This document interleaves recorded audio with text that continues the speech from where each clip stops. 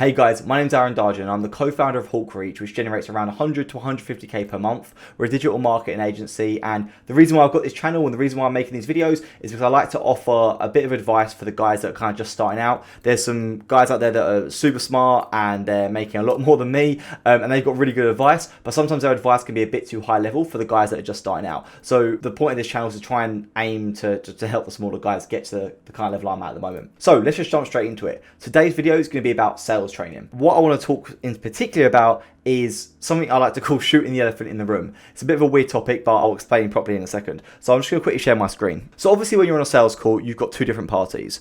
You've got the person, the lead, that's got the money that wants to buy the product or service that you're offering.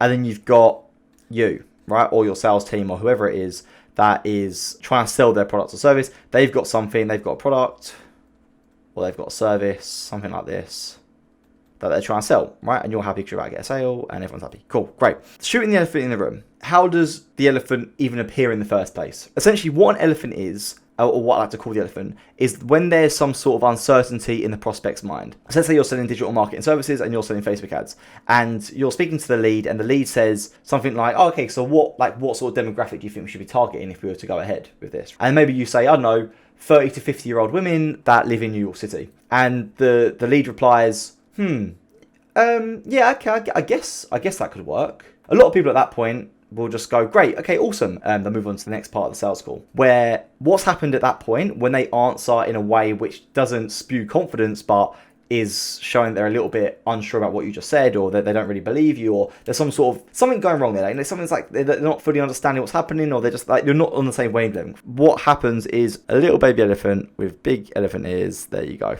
Cool. This little baby elephant is now born, and this is essentially the objection or concern in the prospect's mind, right? That's what the baby elephant is. So let's say you're in a house, all right? Obviously, you can be on Zoom or telephone call. It's just an analogy. And what ends up happening is if you don't get rid of the elephant when that elephant first appears, then what's going to happen is this little baby elephant is going to grow into a massive, big elephant. Terrible drawing.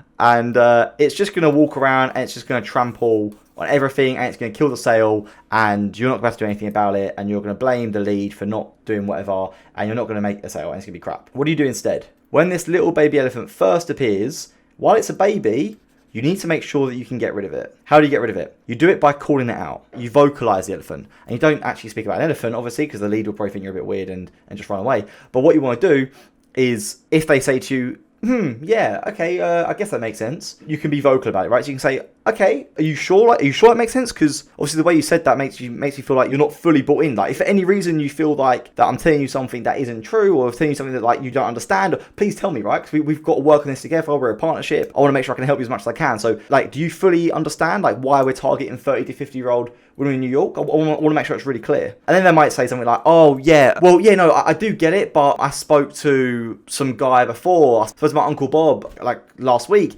and he reckons that it's like I should be targeting 50 to 60-year-old women in New York, not 30 to 50-year-old. So yeah, I'm not too sure like what to do. Now they've said that and they've actually told you what their objection is, right, or what their concern is. Now you can actually address that and be like, right, okay, cool, I completely get why your uncle said that. And most of the time we would do this, but in this situation, because of this and this, we're going to target 30 to 50-year-olds. Now the lead's like, aha, I get it, perfect. Thank you. They're going to be like, yeah, I completely understand it now. It makes perfect sense. If you didn't call this elephant out, like I said, it's just going to grow in their mind. Over time, just like throughout the call, like subconsciously, consciously, whatever it is, they're going to be thinking about what you said. And like at the end of the call, when you're like, hey, cool, like pay me for my services, I'm going to help you.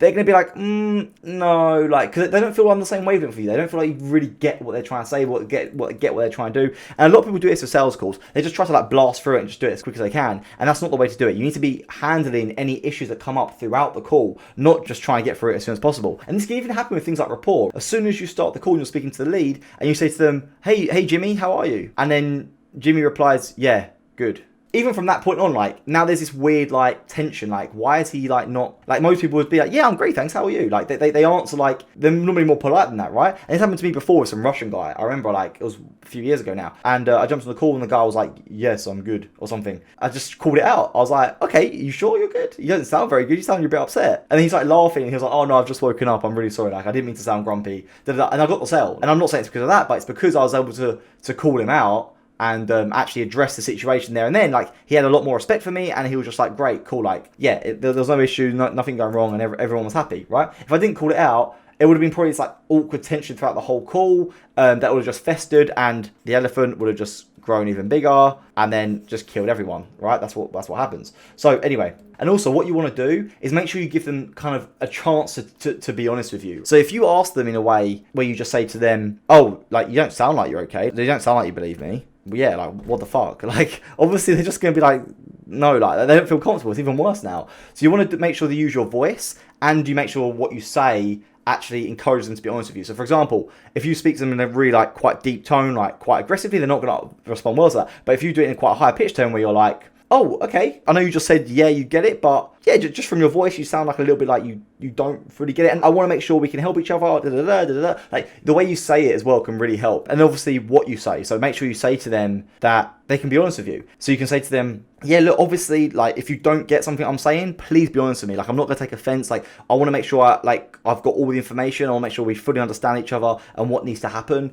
So please, yeah, like, be honest with me. This is the start of our partnership already. This is us working together. So we need to make sure we're fully honest with each other. Otherwise, I'm not going to be able to get your results, and we're not going to be able to work together. It's going to be really difficult. Yeah, if for any reason, like, you feel like what I'm saying isn't correct or something, please tell me so we can go from there. So yeah, like, so do you not think 30 to 50-year-old women is going to be the best bet then? What are you thinking about that? And then great, and then they're much more likely to be honest with you, open with you. They're going to tell you whatever it is, and then you're going to be able to get the elephant and get rid of him for good, and then you can continue the call, and hopefully at the end of it, you can make sale, make some money, everyone's happy, it's a win-win situation, and that's great. So yeah, that's my technique of shooting the elephant in the room. A bit of a weird one, bit of a weird name, but if you like this video, please like the video, please subscribe to my channel. If you've got any questions, please write them down in the comments below, and I'll be more than happy to help. I'll see you in the next video. Cheers.